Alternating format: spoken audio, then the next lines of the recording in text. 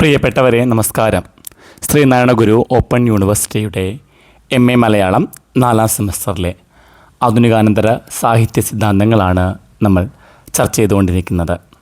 3ാമത്തെ ക്ലാസ്സിലേക്ക് ഏവർക്കും സ്വാഗതം. പ്രധാനപ്പെട്ട ചില ചോദ്യങ്ങൾ, പ്രീവിയസ് ക്വസ്റ്റ്യൻ പേപ്പറിലെ പ്രധാനപ്പെട്ട ചില ചോദ്യങ്ങളാണ് ഇന്ന് നമ്മൾ നോക്കുന്നത്.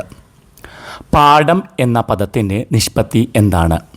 പാഠം അഥവാ ടെക്സ്റ്റ് രൂപപ്പെടുന്നത് നെയ്യുക അല്ലെങ്കിൽ വസ്തുക്കൾ തമ്മിൽ നെയ്തെടുക്കുക എന്നർത്ഥം വരുന്ന ടെക്സറെ എന്ന ലത്തീൻ വാക്കിൽ നിന്നാണ്. ഇപ്പം നെയ്യുക അല്ലെങ്കിൽ വസ്തുക്കൾ തമ്മിൽ നെയ്തെടുക്കുക എന്നർത്ഥം വരുന്ന ടെക്സറെ എന്ന ലാറ്റിൻ വാക്കിൽ നിന്നാണ് പാഠം എന്ന പദം ഉണ്ടായിട്ടുള്ളത്. റൊളാങ് ബാർത്ത് തുടങ്ങിയ ഉത്തരഘടനാവാദികൾ സാഹിത്യ പാഠത്തെ ഒരൊറ്റ അർത്ഥമുള്ള രചനയായിട്ടല്ല, മറിച്ച് നിരവധി ആശയങ്ങളും ചിഹ്നങ്ങളും ഭാഷാഘടനകളും തമ്മിൽ കൂട്ടിയോജിപ്പിച്ച് നെയ്തെടുത്ത ഒരു വലക്കണ്ണിയായിട്ടാണ് കാണുന്നത്. 2ാമത്തെ ചോദ്യം, വിമോചനപരമായ രൂപീകരണം എന്ന സങ്കല്പനം അവതരിപ്പിച്ചത് ആര്? അതുകൊണ്ട് വിവക്ഷിക്കുന്നത് എന്താണ്? ബ്രസീലിയൻ വിദ്യാഭ്യാസ വിചക്ഷണനായ പൗലോ ഫെയർ ആണ് അദ്ദേഹത്തിൻ്റെ പെഡഗോജി ഓഫ് ദി ഒപ്രസ്ഡ് എന്ന ഗ്രന്ഥത്തിൽ ഈ ആശയം അവതരിപ്പിക്കുന്നത്. പൗലോ ഫ്രെയറുടെയാണ് ഈ ആശയം. അദ്ദേഹത്തിൻ്റെ പെഡഗോജി ഓഫ് ദി ഒപ്രസ്ഡ് എന്ന കൃതിയിലാണ് ഇത് പറയുന്നത്. പരമ്പരാഗതമായ ബാങ്കിങ് വിദ്യാഭ്യാസ രീതിക്ക് വിദ്യാർത്ഥികളിലേക്ക് വിവരങ്ങൾ നിക്ഷേപിക്കുന്ന രീതി, ഇതിന് പകരമായി അടിച്ചമർത്തപ്പെട്ട ജനവിഭാഗങ്ങളെ ബോധവൽക്കരിക്കുകയും അവരെ ചോദ്യം ചെയ്യാനും ചിന്തിക്കാനും പ്രാപ്തരാക്കി സമൂഹത്തിലെ അനീതികളിൽ നിന്ന് മോചനം നേടാൻ സജ്ജരാക്കുകയും ചെയ്യുന്ന വിദ്യാഭ്യാസ ചിന്താരീതിയാണ് വിമോചനപരമായിട്ടുള്ള രൂപീകരണം എന്നത്. അപ്പോൾ അതുവരെ നിലവിലിരുന്ന ബാങ്കിങ് വിദ്യാഭ്യാസ രീതിക്ക് പകരമായിട്ട് അടിച്ചമർത്തപ്പെട്ട ജനവിഭാഗങ്ങളെ ബോധവൽക്കരിക്കുകയും അവരെ ചോദ്യം ചെയ്യാനും ചിന്തിക്കാനും പ്രാപ്തരാക്കി സമൂഹത്തിലെ അനീതികളിൽ നിന്ന് മോചനം നേടാൻ സജ്ജരാക്കുകയും ചെയ്യുന്ന വിദ്യാഭ്യാസ രീതി. 3ാമത്തെ ചോദ്യം, സംസ്കാര വ്യവസായം എന്ന സങ്കല്പത്തെ അഡോണോ വിശദീകരിക്കുന്നത് ഏത് ഘടകവുമായി ബന്ധപ്പെടുത്തിയാണ്? ഫ്രാങ്ക്ഫർട്ട് സ്കൂൾ ചിന്തകരായ തെയോഡർ അഡോർണോ, മാക്സ് ഹോർഖെമർ എന്നിവർ ചേർന്ന് രൂപപ്പെടുത്തിയ ആശയമാണ് ഇത്. ഫ്രാങ്ക്ഫർട്ട് സ്കൂൾ ചിന്തകരായിട്ടുള്ള അഡോർണോ, അതുപോലെ തന്നെ മാക്സ് ഹോർഖെമർ എന്നിവർ ചേർന്നാണ് ഇത് രൂപപ്പെടുത്തിയിട്ടുള്ളത്. മുതലാളിത്ത സമൂഹത്തിൽ കലയും സംസ്കാരവും വിപണിയിലെ കച്ചവട ചരക്കുകളായി മാറിയതിനെ വിശദീകരിക്കാൻ വേണ്ടിയാണ് ഈ പദം ഉപയോഗിച്ചിട്ടുള്ളത്. മാസ് മീഡിയ, സിനിമ, ജനപ്രിയ സംഗീതം, റേഡിയോ, പരസ്യങ്ങൾ എന്നിവയിലൂടെ ജനങ്ങളുടെ ചിന്തകളെ നിയന്ത്രിക്കുകയും അവരിൽ വ്യാജ ആവശ്യങ്ങളും അനുസരണയും സൃഷ്ടിക്കുകയും ചെയ്യുന്ന ഘടകങ്ങളുമായി ബന്ധപ്പെടുത്തിയാണ് അഡോർണോ സംസ്കാര വ്യവസായത്തെ വിശകലനം ചെയ്യുന്നത്. അപ്പം മാസ് മീഡിയ, സിനിമ, ജനപ്രിയ സംഗീതം, റേഡിയോ, പരസ്യങ്ങൾ എന്നിവയിലൂടെ ജനങ്ങളുടെ ചിന്തകളെ നിയന്ത്രിക്കുകയും അവരിൽ വ്യാജ ആവശ്യങ്ങളും അനുസരണയും സൃഷ്ടിക്കുകയും ചെയ്യുന്ന ഘടകങ്ങളുമായി ബന്ധപ്പെടുത്തിയാണ് അദ്ദേഹം സംസ്കാര വ്യവസായത്തെ വിശകലനം ചെയ്തത്. 4ാമത്തെ ചോദ്യം, നെഗ്രിറ്റ്യൂഡ് എന്ന സംജ്ഞയുടെ അടിസ്ഥാന ആശയം എന്താണ്? ആഫ്രിക്കൻ കരീബിയൻ എഴുത്തുകാരായിട്ടുള്ള എമോ സിസർ, അതുപോലെ ലിയോപോൾഡ് സെദാർ സെങ്കോർ എന്നിവർ ചേർന്ന് രൂപം നൽകിയ സാഹിത്യ സാംസ്കാരിക പ്രസ്ഥാനമാണിത്. എമോ സിസേറും ലിയോപോൾഡ് സെദാർ സെങ്കോറും ചേർന്ന് രൂപം കൊടുത്ത ഒരു സാഹിത്യ സാംസ്കാരിക പ്രസ്ഥാനമാണ് നെഗ്രിറ്റ്യൂഡ് എന്നത്. പാശ്ചാത്യ അധിനിവേശം കറുത്ത വർഗ്ഗക്കാർക്ക് മേൽ അടിച്ചേൽപ്പിച്ച അപകർഷതാബോധത്തെ തള്ളിപ്പറയുക, ആഫ്രിക്കൻ സംസ്കാരത്തിൻ്റെയും സ്വത്വത്തിൻ്റെയും പാരമ്പര്യത്തിൻ്റെയും സൗന്ദര്യത്തിൻ്റെയും പെരുമയെയും അഭിമാനപൂർവ്വം തിരിച്ചറിയുകയും ആഘോഷിക്കുകയും ചെയ്യുക എന്നതാണ് ഇതിൻ്റെ അടിസ്ഥാനമായ ആശയം. പാശ്ചാത്യ അധിനിവേശം കറുത്ത വർഗ്ഗക്കാർക്ക് മേൽ അടിച്ചേൽപ്പിച്ച അപകർഷതാബോധത്തെ തള്ളിപ്പറയുക, ആഫ്രിക്കൻ സംസ്കാരത്തിൻ്റെയും സ്വത്വത്തിൻ്റെയും പാരമ്പര്യത്തിൻ്റെയും സൗന്ദര്യത്തിൻ്റെയും പെരുമയെയും അഭിമാനപൂർവ്വം തിരിച്ചറിയുകയും ആഘോഷിക്കുകയും ചെയ്യുക എന്നതാണ് ഇതിൻ്റെ അടിസ്ഥാന ആശയം. മനസ്സിനെ അപകോളനീയവൽക്കരിക്കുക എന്നതുകൊണ്ട് എൻഗുഗി വാക്ടുയോങ്ക അർത്ഥമാക്കുന്നത് എന്താണ്? കെനിയൻ എഴുത്തുകാരനാണ് എൻഗൂഗി വാ തിയോഗ. അദ്ദേഹത്തിൻ്റെ ഡിഫൈൻഡിങ് മൈൻഡ് എന്ന് പറയുന്ന പുസ്തകത്തിലൂടെ ഈ ആശയം അവതരിപ്പിക്കുന്നു. യൂറോപ്യൻ ഭരണാധികാരികൾ അധിനിവേശ രാജ്യങ്ങളിലെ ജനങ്ങളുടെ ഭാഷയെയും സംസ്കാരത്തെയും ഇല്ലാതെയാക്കി അവരുടെ മനസ്സിനെ വംശീയമായി കീഴ്പ്പെടുത്തിക്കൊണ്ടിരിക്കുകയാണ്. അപ്പോൾ ഒന്നുകൂടി പറയാം, യൂറോപ്യൻ ഭരണാധികാരികൾ അധിനിവേശ രാജ്യങ്ങളിലെ ജനങ്ങളുടെ ഭാഷയെയും സംസ്കാരത്തെയും ഇല്ലാതെയാക്കി അവരുടെ മനസ്സിനെ വംശീയമായി കീഴ്പ്പെടുത്തിക്കൊണ്ടിരിക്കുകയാണ്.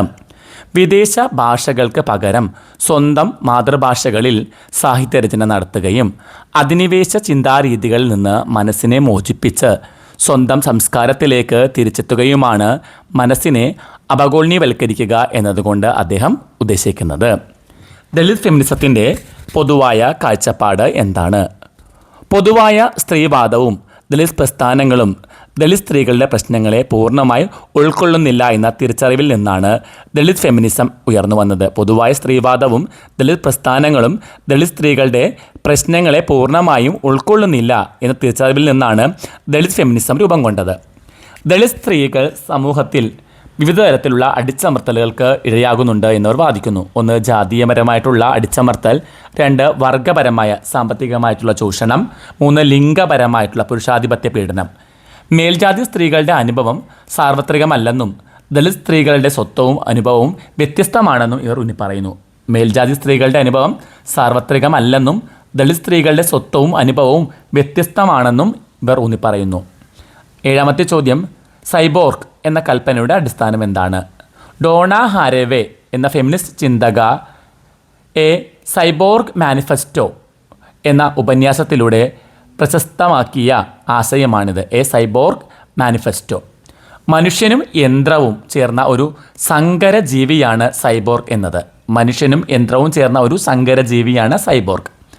ലിംഗം, പ്രകൃതി അല്ലെങ്കിൽ സംസ്കാരം, മനുഷ്യൻ ബാർ യന്ത്രം തുടങ്ങിയ പരമ്പരാഗത ആൺ പെൺ ദ്വന്ദ്വ വിപരീത അതിരുകളെ ഇല്ലാതാക്കുന്നു. സാങ്കേതിക അസ്തിത്വമായി സൈബോർഗിനെ ഹാർവേ ചിത്രീകരിക്കുന്നുണ്ട്.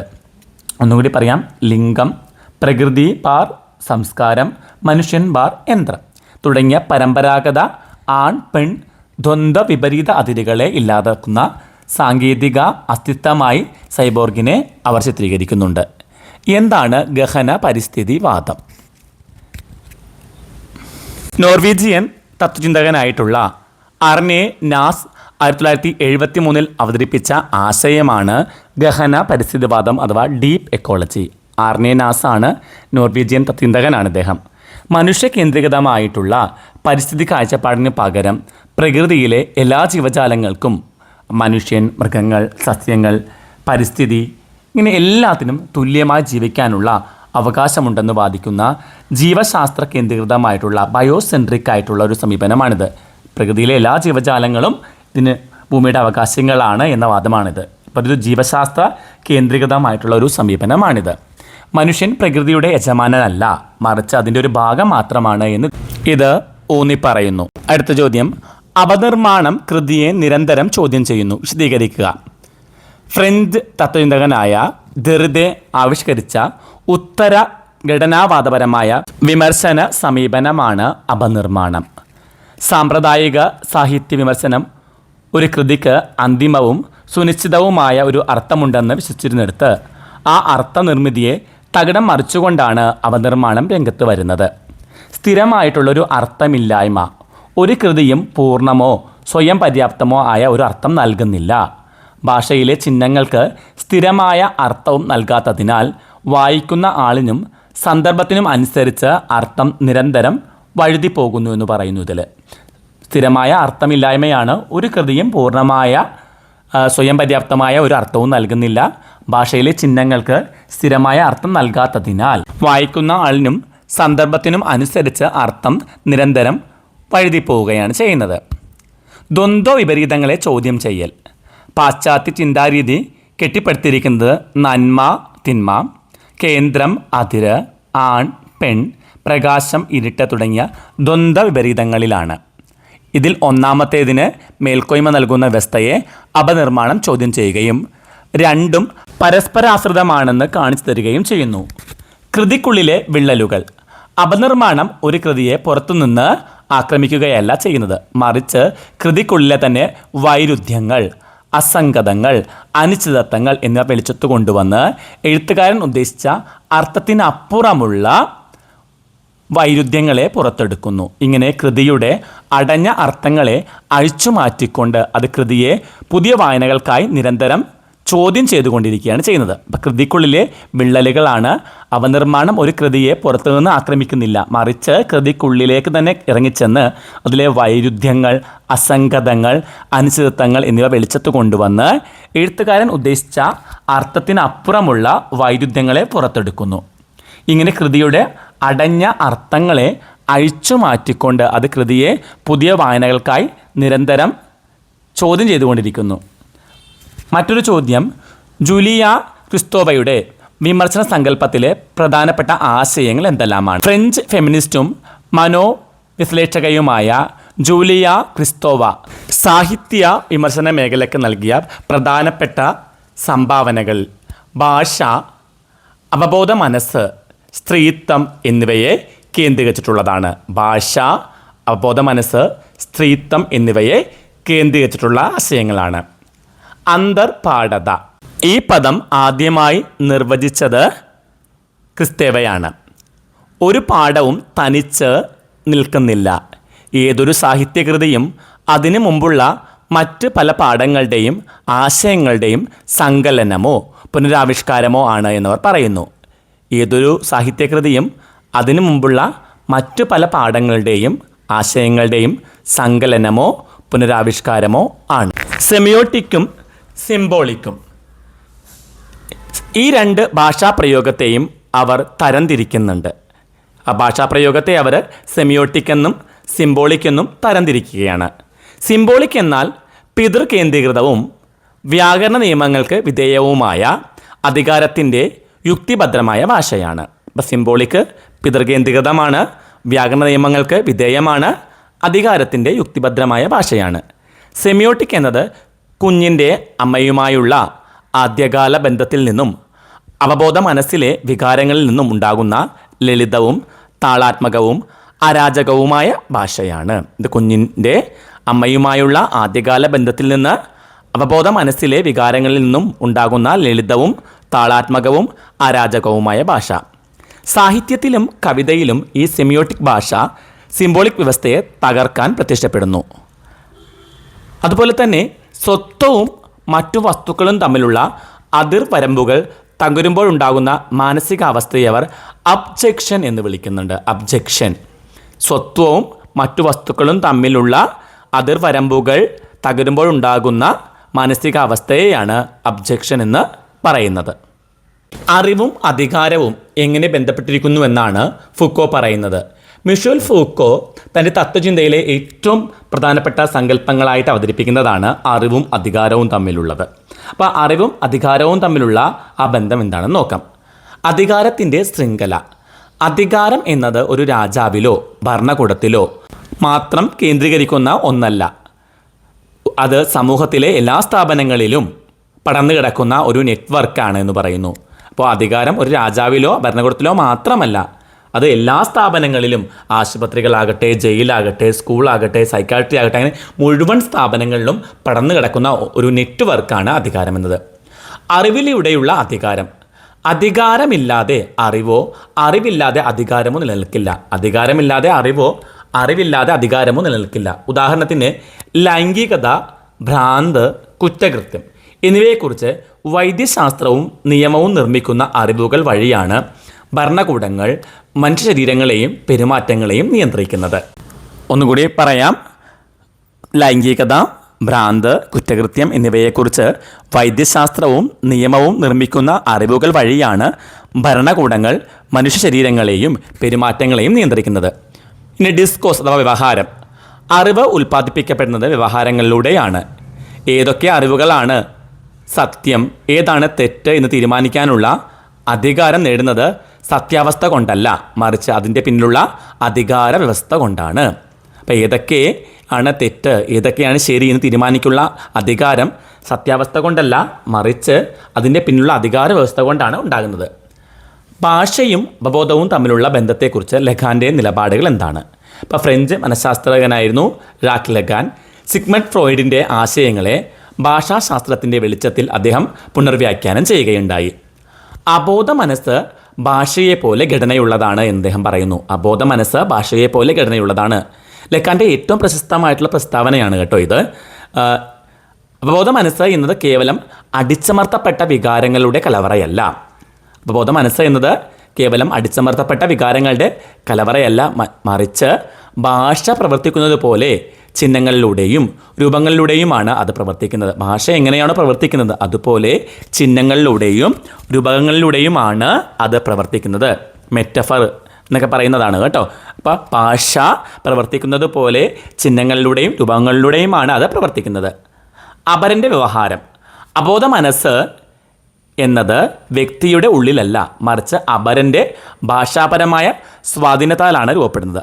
അപരൻ്റെ ഭാഷാപരമായ സ്വാധീനത്താലാണ് അബോധ മനസ്സ് രൂപപ്പെടുന്നത്.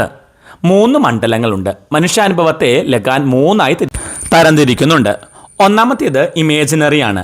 കണ്ണാടി ഘട്ടത്തിൽ, മിറർ സ്റ്റേജിൽ കുട്ടിക്ക് സ്വന്തം പ്രതിബിംബം കണ്ട് രൂപീകരിക്കുന്ന സ്വത്വമാണിത്. കണ്ണാടി ഘട്ടത്തിൽ കുട്ടി സ്വന്തം പ്രതിബിംബം കണ്ട് രൂപീകരിക്കുന്ന സ്വത്വം. സിംബോളിക്.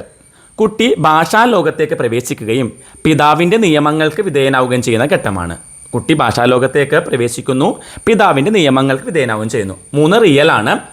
ഭാഷയ്ക്കും ചിഹ്നങ്ങൾക്കും അപ്പുറത്തുള്ള ആവിഷ്കരിക്കാൻ കഴിയാത്ത യാഥാർത്ഥ്യമാണിത്. ഭാഷയ്ക്കും ചിഹ്നങ്ങൾക്കും അപ്പുറത്തുള്ള ആവിഷ്കരിക്കാൻ കഴിയാത്ത യാഥാർത്ഥ്യമാണിത്. അടുത്ത ചോദ്യം നോക്കാം. ക്രിട്ടിക്കൽ തിയറി മുന്നോട്ട് വെക്കുന്ന ആശയധാര എന്താണ്? 1930കളിൽ ജർമ്മനിയിലെ ഫ്രാങ്ക്ഫർട്ട് സ്കൂളിലെ Max Horkheimer, Theodor Adorno, Walter Benjamin, Herbert Marcuse, Jurgen Habermas തുടങ്ങിയ ചിന്തകർ വികസിപ്പിച്ചെടുത്ത സാമുദായിക തത്വചിന്താ പ്രസ്ഥാനമാണ് ക്രിട്ടിക്കൽ തിയറി എന്നത്. ഇപ്പോൾ ജർമ്മനിയിലെ ഫ്രാങ്ക്ഫർട്ട് സ്കൂളിലെ തത്വചിന്തകരാണ് ഈ ക്രിട്ടിക്കൽ തിയറി വികസിപ്പിച്ചെടുത്തത്. അവർ ആരെല്ലാമാണ്? Max Horkheimer, Theodor Adorno, Walter Benjamin, Herbert Marcuse, Jurgen Habermas. സമൂഹത്തിൻ്റെ സമഗ്രമായ വിമർശനം ശാസ്ത്രീയമായ അല്ലെങ്കിൽ കേവലം വിവരങ്ങൾ വിവരിക്കുന്ന സിദ്ധാന്തങ്ങൾക്ക് പകരമായി സമൂഹത്തിലെ അനീതികളെയും അടിച്ചമർത്തലുകളെയും വിമർശനാത്മകമായി വിശകലനം ചെയ്യുകയാണ് ഇതിൻ്റെ ലക്ഷ്യം. മാർക്സിസത്തിൻ്റെയും മനോവിജ്ഞാനീയത്തിൻ്റെയും ലയം മാർക്സിസ്റ്റ് സാമ്പത്തിക ശാസ്ത്രത്തെയും ഫ്രോയിഡിയൻ മനോവിജ്ഞാനീയത്തെയും സംയോജിപ്പിച്ച് മുതലാളിത്ത വ്യവസ്ഥിതിയിലെ സാംസ്കാരിക ചൂഷണങ്ങളെ ഇവർ പഠിച്ചു. ഫ്രോയിഡിൻ്റെ മനോവിജ്ഞാനീയത്തെയും മാർക്സിസ്റ്റ് സാമ്പത്തിക ശാസ്ത്രത്തെയും സംയോജിപ്പിച്ചുകൊണ്ട് മുതലാളിത്ത വ്യവസ്ഥയിലെ സാംസ്കാരിക ചൂഷണങ്ങളെയാണ് ഇവർ പഠിച്ചത്.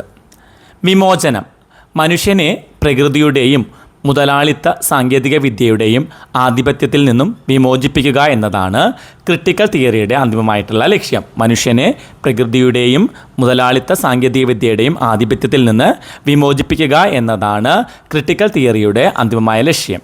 ഇനി വിമർശനത്തിലെ യൂറോ കേന്ദ്രീകൃത നിലപാടുകളെ കോളനി അനന്തര വിമർശനം തള്ളിക്കളയുന്നത് എന്തുകൊണ്ടാണ്? അതിൻ്റെ ഉത്തരം നോക്കാം. ലോകമെമ്പാടുമുള്ള സാഹിത്യത്തെയും സംസ്കാരത്തെയും അളക്കാനുള്ള സാർവത്രിക മാനദണ്ഡം യൂറോപ്യൻ അനുഭവങ്ങളും മൂല്യങ്ങളുമാണെന്ന ചിന്താഗതിയാണ് യൂറോ കേന്ദ്രീകൃതത്വം. കോളനി അനന്തര വിമർശനം ഇതിനെ ശക്തമായി തള്ളിക്കളയുന്നു. യൂറോ സെൻട്രിസത്തെ കോളനി അനന്തര വിമർശനം ശക്തമായി തള്ളിക്കളയുകയുണ്ടായി. സാർവത്രികതയുടെ വ്യാജകോശങ്ങൾ യൂറോപ്യൻ സൗന്ദര്യശാസ്ത്രവും സിദ്ധാന്തങ്ങളും സാർവത്രികമാണെന്ന വാദം ഏഷ്യൻ, ആഫ്രിക്കൻ, ലാറ്റിൻ അമേരിക്കൻ രാജ്യങ്ങളുടെ വൈവിധ്യമാർന്ന അനുഭവങ്ങളെയും ചരിത്രങ്ങളെയും നിഷേധിക്കുന്നതാണ് എന്ന് കോളനി അനന്തര ചിന്തകർ എഡ്വേർഡ് സെയ്ദ്, ഗായത്രി സ്പിവാക്ക്, ഹോമി ബാബ എന്നിവരെല്ലാം വ്യക്തമാക്കിയിട്ടുണ്ട്. അപ്പോൾ ഏഷ്യൻ, ആഫ്രിക്കൻ, ലാറ്റിൻ അമേരിക്കൻ രാജ്യങ്ങളുടെ വൈവിധ്യമാർന്ന അനുഭവങ്ങളെയും ചരിത്രങ്ങളെയും നിഷേധിക്കുന്നതാണ് യൂറോ കേന്ദ്രീകൃതത്വമെന്ന് പിന്നീട് വന്ന കോളനി അനന്തര ചിന്തകരായിട്ടുള്ള സയ്യിദും ഗായത്രിയും ഹോമി ബാബയുമെല്ലാം വ്യക്തമാക്കിയിട്ടുള്ളതാണ്. അപരവൽക്കരണം എന്ന ആശയം. യൂറോപ്യൻ അധിനിവേശം കിഴക്കൻ നാടുകളെ പ്രാകൃതരും യുക്തിയില്ലാത്തവരും അപരന്മാരുമായിട്ടാണ് ചിത്രീകരിച്ചത്. യൂറോപ്യൻ അധിനിവേശം കിഴക്കൻ നാടുകളെ പ്രാകൃതരായിട്ട് യുക്തിയില്ലാത്തവരായിട്ട് അപരന്മാരായിട്ടെല്ലാം ചിത്രീകരിച്ചു. സ്ഥലീയ സംസ്കാരങ്ങളുടെ പുനരുജ്ജീവനം, അധിനിവേശ സംസ്കാരത്തിന് ബദലായി പ്രാദേശിക ഭാഷകൾ, അധിനിവേശ പ്രതിരോധങ്ങൾ, സ്വന്തം സാഹിത്യ പാരമ്പര്യങ്ങൾ എന്നിവയെ മുൻനിരയിലേക്ക് കൊണ്ടുവരാൻ യൂറോ കേന്ദ്രീകൃത നിലപാടുകളെ തള്ളിക്കളയേണ്ടത് അനിവാര്യമാണ്. അപ്പോൾ യൂറോ കേന്ദ്രീകൃതമായിട്ടുള്ള നിലപാടുകളെ തള്ളിക്കളയേണ്ടതാണ്. എന്തിനു വേണ്ടി? അധിനിവേശ സംസ്കാരത്തിന് ബദലായിട്ട് പ്രാദേശിക ഭാഷകളും അധിനിവേശ പ്രതിരോധങ്ങളും സ്വന്തം സാഹിത്യ പാരമ്പര്യങ്ങളും മുന്നിലേക്ക് വരണം. അതിന് യൂറോ കേന്ദ്രീകൃതമായിട്ടുള്ള നിലപാടുകളെ നമ്മൾ തള്ളിക്കളയേണ്ടതാണ്. ദേശീയത എന്ന ആശയത്തെ ഹോമിക്കെ ഭാവ വിവരിക്കുന്നത് എങ്ങനെയാണ്? പ്രമുഖ കോളനിയാനന്തര സൈദ്ധാന്തികനാണ് ഹോമിക്കെ ഭാഭ. അദ്ദേഹം തൻ്റെ നേഷൻ ആൻഡ് നരേഷൻ എന്ന ഗ്രന്ഥത്തിൽ ദേശീയത ഒരു സ്ഥിരമായ സങ്കല്പമല്ല എന്ന് വ്യക്തമാക്കുന്നുണ്ട്. ദേശീയത ഒരു ആഖ്യാനമാണ്. ദേശം എന്നത് ഒരു ഭൗതിക യാഥാർത്ഥ്യം എന്നതിലുപരി കഥകളിലൂടെയും ചരിത്രങ്ങളിലൂടെയും സാംസ്കാരികമായ ആഖ്യാനങ്ങളിലൂടെയും നിർമ്മിക്കപ്പെടുന്ന ഒന്നാണ്. ദേശം എന്നത് ഒരു ഭൗതിക യാഥാർത്ഥ്യം എന്നതിലുപരി കഥകളിലൂടെയും ചരിത്രങ്ങളിലൂടെയും സാംസ്കാരികമായ ആഖ്യാനങ്ങളിലൂടെയും നിർമ്മിക്കപ്പെടുന്ന ഒന്നാണ്. ദ്വിതീയ സ്വഭാവം. ദേശീയതയിൽ രണ്ട് വശങ്ങളുണ്ട്. ദേശീയതയ്ക്ക് രണ്ട് വശമുണ്ട്. ഒന്ന് പെഡഗോഗിക്കാണ്. ഭൂതകാല ചരിത്രത്തെയും പാരമ്പര്യത്തെയും അടിസ്ഥാനമാക്കി നിർമ്മിക്കുന്ന ദേശീയതയാണത്. പെഡഗോഗിക് എന്നത് ഭൂതകാല ചരിത്രത്തെയും പാരമ്പര്യത്തെയും അടിസ്ഥാനമാക്കി നിർമ്മിക്കുന്ന ഒന്നാണ്. പെർഫോമേറ്റീവാണ് രണ്ടാമത്തേത്. വർത്തമാനകാലത്ത് ജനങ്ങളുടെ അനുദിന ജീവിതത്തിലൂടെയും സാംസ്കാരിക പ്രവർത്തനങ്ങളിലൂടെയും പുനർനിർമ്മിക്കപ്പെടുന്ന ദേശീയതയാണത്. വർത്തമാനകാലത്ത് ജനങ്ങളുടെ അനുദിന ജീവിതത്തിലൂടെയും സാംസ്കാരിക പ്രവർത്തനങ്ങളിലൂടെയും പുനർനിർമ്മിക്കപ്പെടുന്ന ദേശീയത. സങ്കരത്വം, ഹൈബ്രിഡിറ്റി, ഇത് മൂന്നാം മണ്ഡലം, തേർഡ് സ്പേസ്. ദേശീയത ഒരിക്കലും ശുദ്ധമല്ല. ദേശീയത എന്നത് ശുദ്ധമല്ല. അതിൽ വിവിധ സംസ്കാരങ്ങൾ കൂടിച്ചേരുന്ന സങ്കര സ്വഭാവം, ഹൈബ്രിഡിറ്റി ഉണ്ടെന്നാണ് പറയുന്നത്. ദേശീയത ഒരിക്കലും ശുദ്ധമല്ല. അതിൽ വിവിധ സംസ്കാരങ്ങൾ കൂടിച്ചേരുന്ന സങ്കര സ്വഭാവം, ഹൈബ്രിഡിറ്റി നിലനിൽക്കുന്നു. ഇനി ആധുനികാനന്തരം സാഹിത്യ നിരൂപണത്തിന് ഗായത്രി ചക്രവർത്തി നൽകിയ ആശയ പിന്തുണ എന്തായിരുന്നു? അപ്പോൾ ഗായത്രി ചക്രവർത്തിയുടെ സംഭാവനകൾ എന്തെല്ലാമാണെന്ന് നോക്കാം. Indian വംശജയായിട്ടുള്ള കോളനിയാനന്തര feminist ചിന്തകയാണ് Gayatri Chakravorty Spivak. ആധുനികാനന്തര സാഹിത്യ നിരൂപണത്തിൽ നിർണായകമായിട്ടുള്ള സ്വാധീനം ഇവർ ചെലുത്തിയിട്ടുണ്ട്. അടിമപ്പെട്ടവർക്ക് സംസാരിക്കാനാകുമോ? ഗായത്രി സ്പിവാക്കിൻ്റെ ഏറ്റവും പ്രശസ്തമായ ഉപന്യാസമാണ് ക്യാൻ ദ സബൾട്ടൺ സ്പീക്ക്, അടിമപ്പെട്ടവർക്ക് സംസാരിക്കാനാകുമോ എന്ന കൃതി. മൂന്നാം ലോക രാജ്യങ്ങളിലെ അടിച്ചമർത്തപ്പെട്ട സ്ത്രീകളുടെയും സബൾട്ടൺ തൊഴിലാളികളുടെയും ശബ്ദം കോളനി വാഴ്ചയെയും പ്രാദേശിക പുരുഷാധിപത്യവും ചേർന്ന് ഇല്ലാതാക്കിയിരിക്കുന്നു എന്നവർ സമർത്ഥിക്കുകയാണ്. ഈ കൃതിയിൽ അവർ പറയുന്നത് മൂന്നാം ലോക രാജ്യങ്ങളിലെ അടിച്ചമർത്തപ്പെട്ട സ്ത്രീകളുടെയും തൊഴിലാളികളുടെയും ശബ്ദം കോളനി വാഴ്ചയും പ്രാദേശിക പുരുഷാധിപത്യവും ചേർന്ന് ഇല്ലാതെയാക്കിയിരിക്കുന്നു എന്ന് പറയുന്നു. അപനിർമ്മാണത്തിൻ്റെ പ്രയോഗം. ദെറിഡയുടെ ഓഫ് ഗ്രാമറ്റോളജി എന്ന പുസ്തകം ഇംഗ്ലീഷിലേക്ക് വിവർത്തനം ചെയ്യുകയും അപനിർമ്മാണ സിദ്ധാന്തത്തെ കോളനിയാനന്തര ഫെമിനിസ്റ്റ് വായനക്കായി ഉപയോഗിക്കുകയും ചെയ്തു. ദെറിഡയുടെ ഓഫ് ഗ്രാമറ്റോളജി എന്ന പുസ്തകം ഇംഗ്ലീഷിലേക്ക് തർജ്ജമ ചെയ്തു. ഇത് അപനിർമ്മാണ സ്വഭാവത്തെ കോളനിയാനന്തര ഫെമിനിസ്റ്റിക് വായനയ്ക്ക് വേണ്ടി ഗായത്രി ഉപയോഗപ്പെടുത്തുകയും ചെയ്തിട്ടുണ്ട്.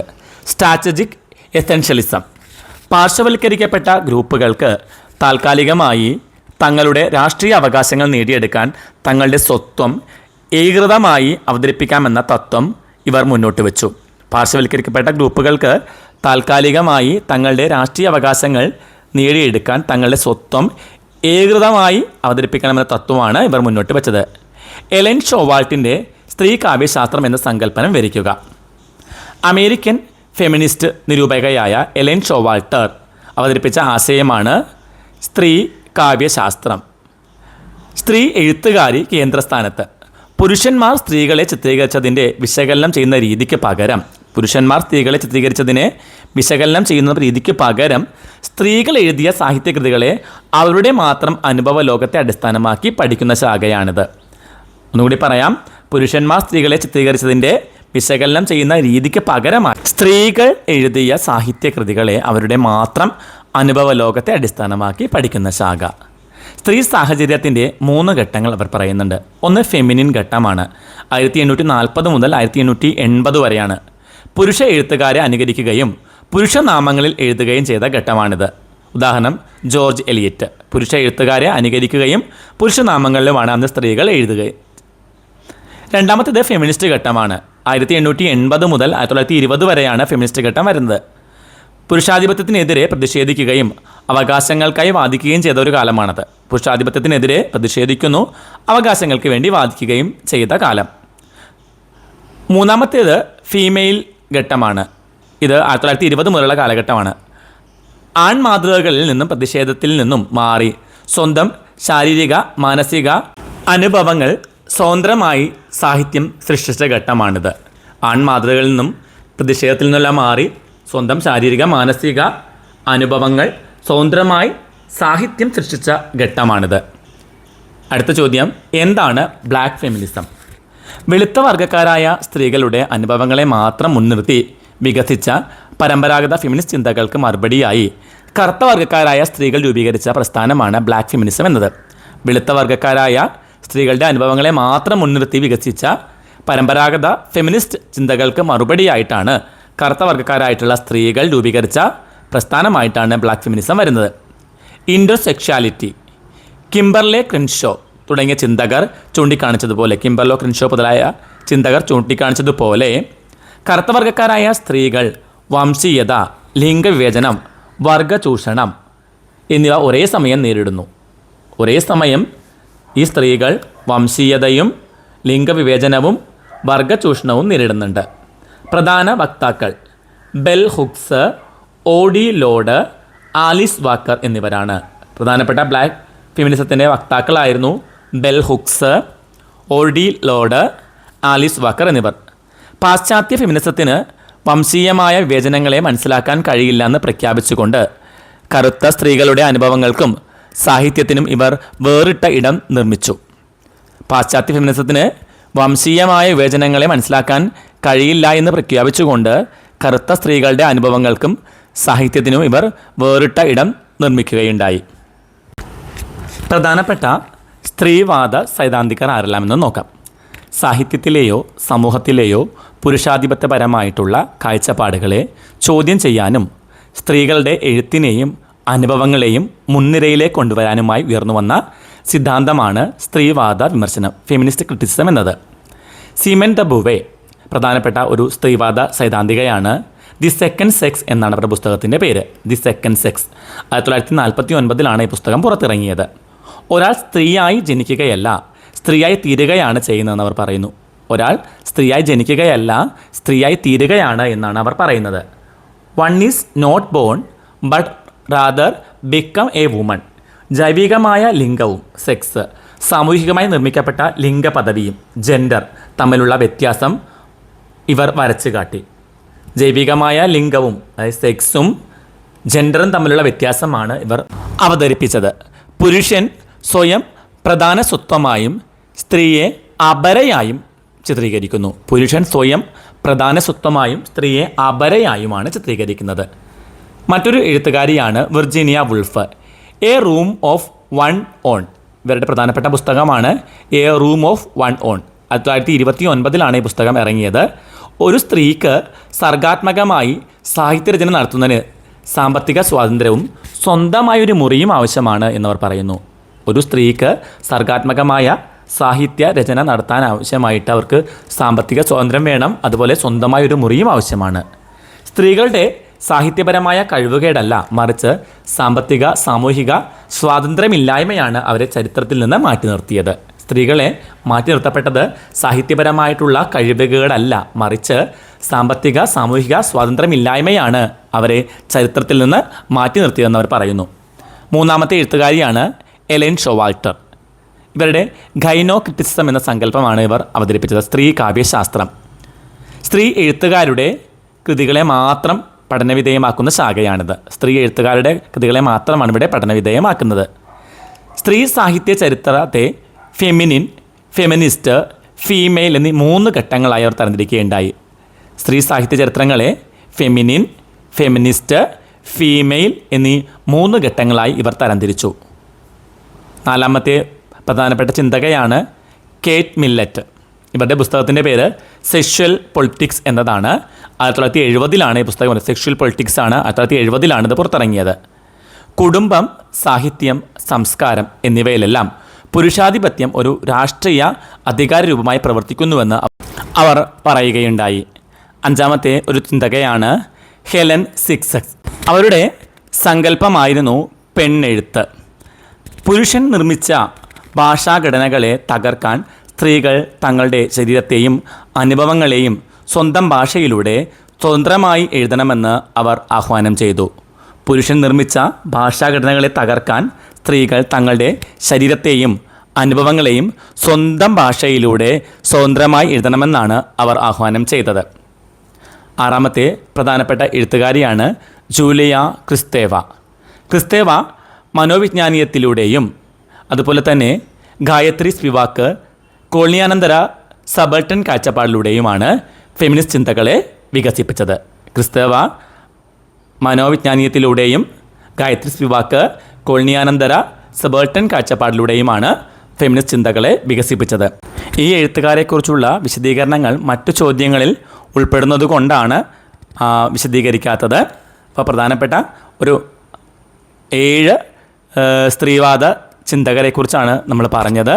അതിൽ പ്രധാനപ്പെട്ട 7 പേരാണെന്ന് പറഞ്ഞത് ആരെല്ലാം ഒന്നും കൂടി നോക്കാം. പേരുകൾ: ഒന്ന് സിമൻ ദ ബുവയാണ്, രണ്ടാമത്തേത് വെർജീനിയ വുൾഫാണ്, എലൻ ഷോവാൾട്ടർ ഉണ്ട്, അതുപോലെ കേറ്റ് മില്ലറ്റ് ഉണ്ട്, ഹെലൻ സിക്സസ് ഉണ്ട്, പിന്നെ ജൂലിയ ക്രിസ്തോവ, ഗായത്രി സ്പിവാക്ക്. ഇവരുടെ എല്ലാം പ്രധാനപ്പെട്ട ആശയങ്ങൾ എഴുതുമ്പോൾ ആ എസ്സേ ആയിട്ട് മാറും. അടുത്ത എസ്സേ ചോദ്യമാണ് അപകോളനീകരണ സിദ്ധാന്തങ്ങളിലെ ആഫ്രിക്കൻ ചിന്താധാരകൾ എന്തെല്ലാം?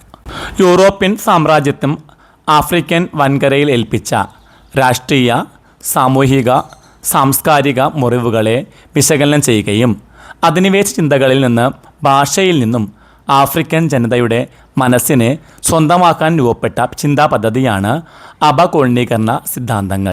D colonial theories. പ്രധാനപ്പെട്ട ചിന്താധാരകൾ എന്താണെന്ന് നോക്കാം. ഒന്ന് ഫ്രാൻസ് ഫനാനാണ്. അദ്ദേഹത്തിൻ്റെ കൃതിയുടെ പേര് black skin white mask, the Richard of the earth. നമ്മൾ കഴിഞ്ഞ ചോദ്യത്തിൽ പറഞ്ഞതാണ് 3 പുസ്തകങ്ങളാണ്. Black skin, white mask, the Richard of the earth. അധിനിവേശം കറുത്ത വർഗ്ഗക്കാരിൽ ഉണ്ടാക്കിയ വംശീയ മാനസിക ആഘാതങ്ങളെയും അപകർഷതാബോധത്തെയും അദ്ദേഹം തുറന്നു കാട്ടുകയുണ്ടായി. കോളനി വാഴ്ച ഒരു ഭൗതിക അധിനിവേശം മാത്രമല്ല, അത് മനസ്സിനെ കീഴ്പ്പെടുത്താൻ കൂടിയാണ്. കോളനി വാഴ്ച ഒരു അധിനിവേശം മാത്രമല്ല, മറിച്ചത് മനസ്സിനെ കീഴ്പ്പെടുത്തൽ കൂടിയാണ്.